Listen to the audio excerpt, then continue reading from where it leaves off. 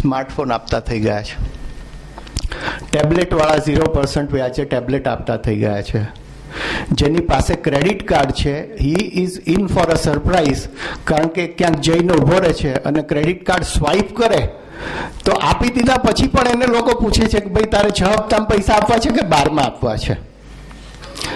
તો મિત્રો, આપણું જે કોમ્બિનેશન છે કોઓપરેટિવ બેંક્સનું અને વેન્ડર અને ચેનલ પાર્ટનર્સનું, એના માટે એક ખૂબ મોટી ચેલેન્જ આ 3 મહિનામાં ક્રિએટ થઈ છે.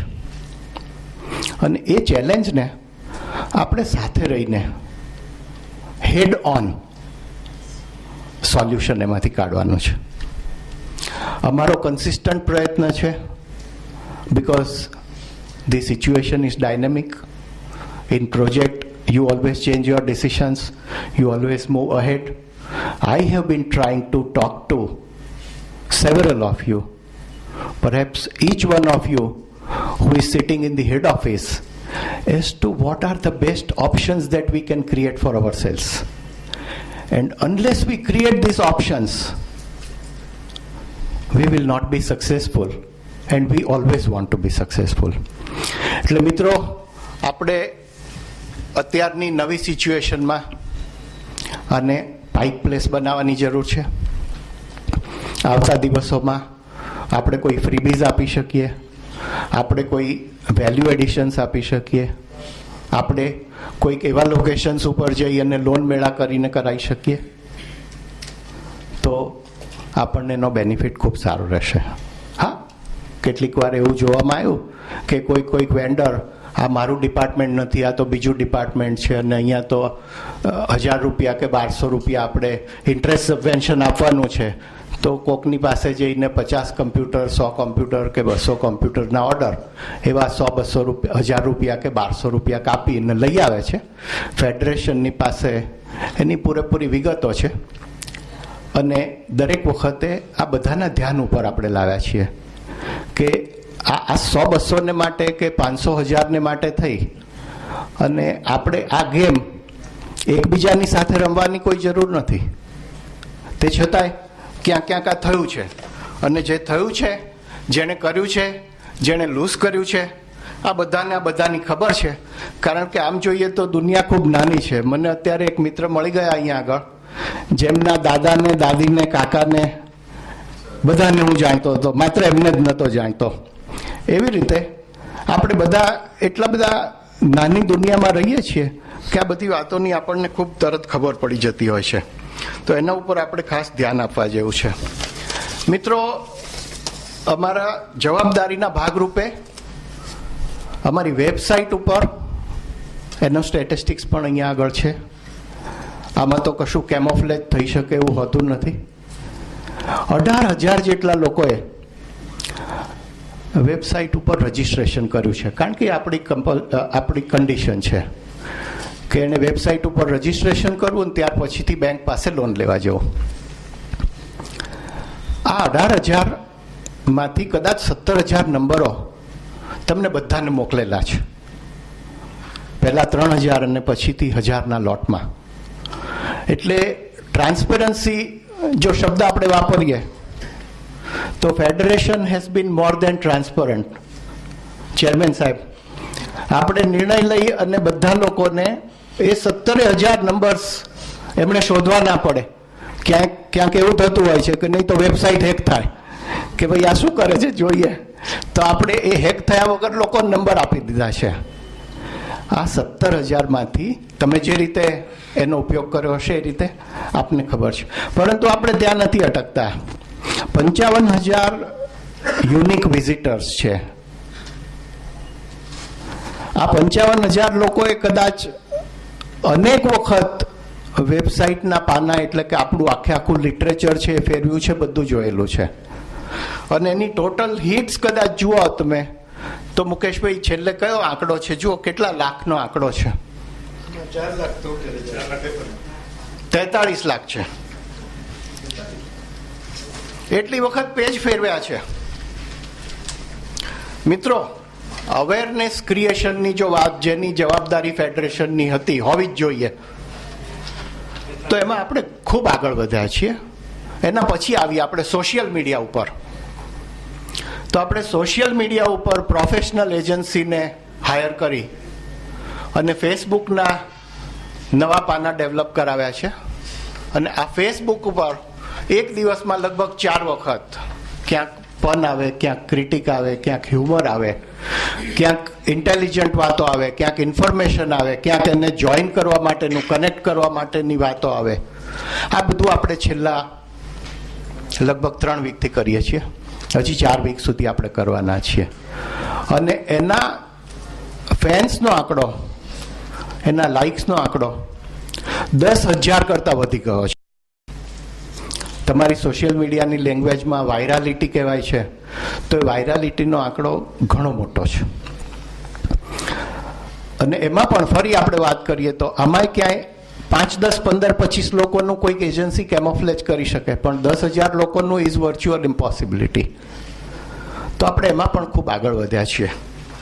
મિત્રો, લગભગ જેટલા લોકોને આપણે આમાં એન્ગેજ કરવા જોઈએ, ઇન્વોલ્વ કરવા જોઈએ, એક્ટિવ કરવા જોઈએ, આ બધા જ પ્રયત્નો ફ્લડ આઈટીની ટીમ, પ્રોજેક્ટ મેનેજમેન્ટ યુનિટ આના દ્વારા થયા છે.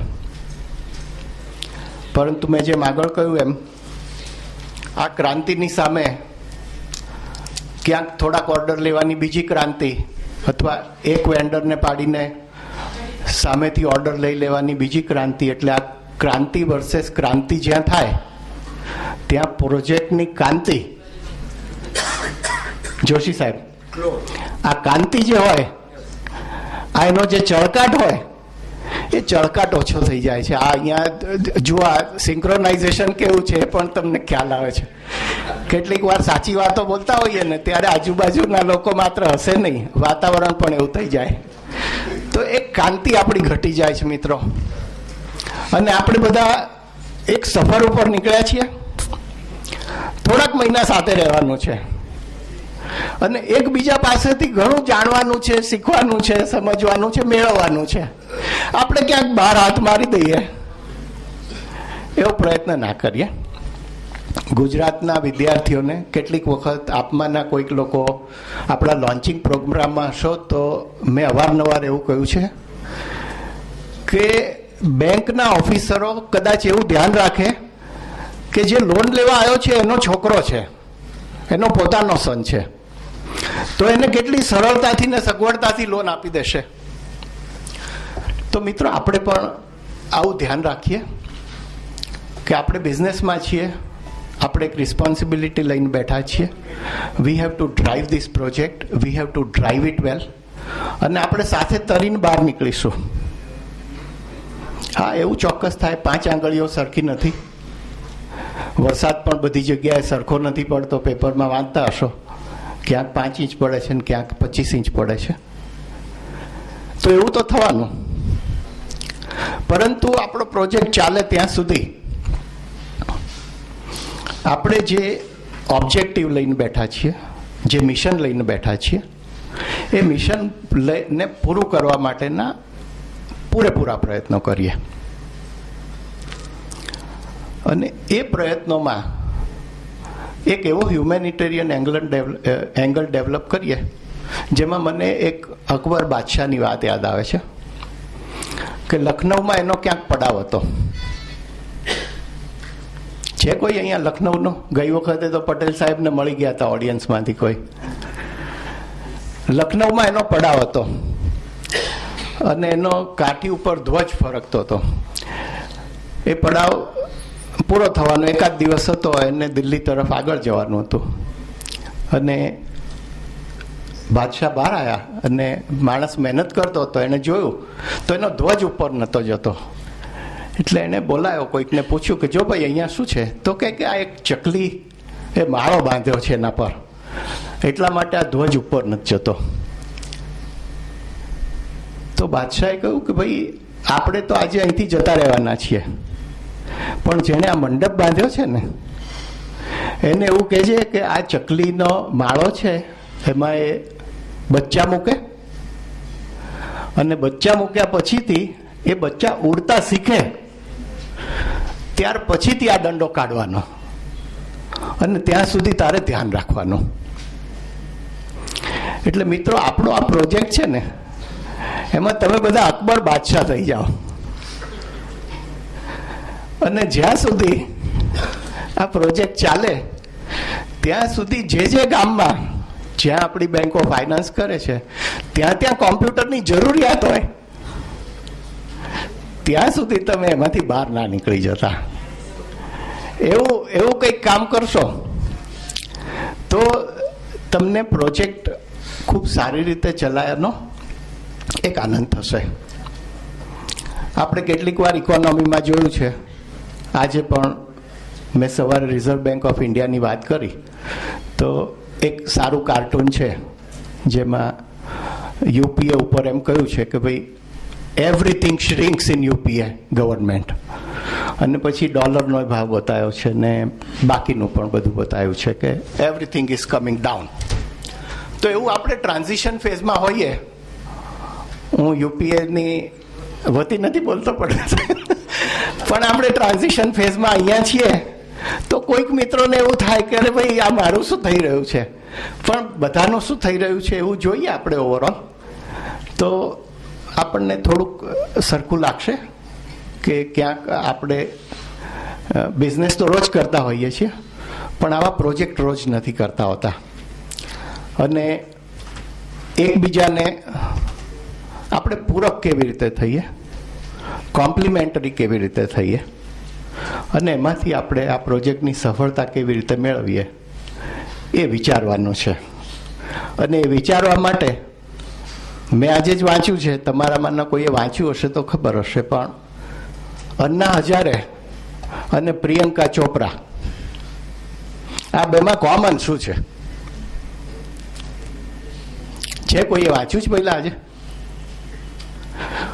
અન્ના હજારે અને પ્રિયંકા ચોપરા. ના, મારું છાપું જુદું નથી, મારું છાપું ફ્લડ આઈટી ટાઈમ્સ છે. આ એમ અમદાવાદમાંથી જે ટાઈમ્સ નીકળે છે એમાં આવું આવ્યું છે કે અન્ના હજારે અને પ્રિયંકા ચોપરા આ બંને લોકો ક્યારેક 15મી ઓગસ્ટે જે પરેડ ન્યૂ જર્સીમાં નીકળે છે એમાં સેલિબ્રિટી તરીકે ગેસ્ટ હતા. પણ જુઓ, તદ્દન કોઈને વિચાર પણ ના આવે, આપણે આ બે નામ બોલીએ ત્યારે એવા 7 લોકો ભેગા થઈ ગયા છે અને એવા 17 લોકો એમને ભેગા રાખવાનો પ્રયત્ન કરી રહ્યા છે. તો આપણી 15મી ઓગસ્ટ એ 30મી ઓક્ટોબર સુધી આવે એવો આપણે બધા પ્રયત્ન કરીએ, એવું કહીને હું મારી વાત પૂરી કરું છું. Thank you. ખૂબ આભાર મુકેશભાઈ. ફેડરેશન તરફથી અત્યાર સુધીમાં શું એક્ટિવિટી કરવામાં આવી, ફેડરેશન આગળ કઈ રીતે કામ કરવા માગે છે અને પ્રોજેક્ટનું મોમેન્ટમ પકડાય, પ્રોજેક્ટ એકદમ ગિયરમાં પડે અને ખૂબ સારી સંખ્યામાં આપણે વિદ્યાર્થીઓને કોમ્પ્યુટર આપી શકીએ, જ્ઞાન ક્રાંતિમાં આપણું યોગદાન આપી શકીએ તે માટેના એમના ઘણા સુઝાવ આપ્યા. ખૂબ ખૂબ આભાર મુકેશભાઈ. હવે હું વેન્ડર તરફથી પ્રતિભાવ આપવા માટે કે સાહેબ કહેते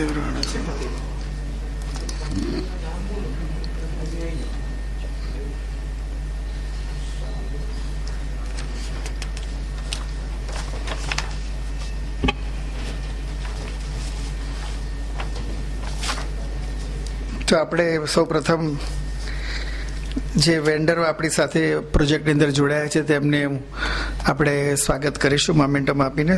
તો વેન્ડરના નામ કોણ હાજર છે મને ખબર નથી, એટલે હું કંપનીનું નામ બોલીશ, એના રિપ્રેઝેન્ટેટિવ આવીને એ લઈ મોમેન્ટો લેશે આપણી પાસેથી. સૌ પ્રથમ હું આમંત્રિત કરીશ એચપીમાંથી કોઈ હાજર હોય તો તે આવે.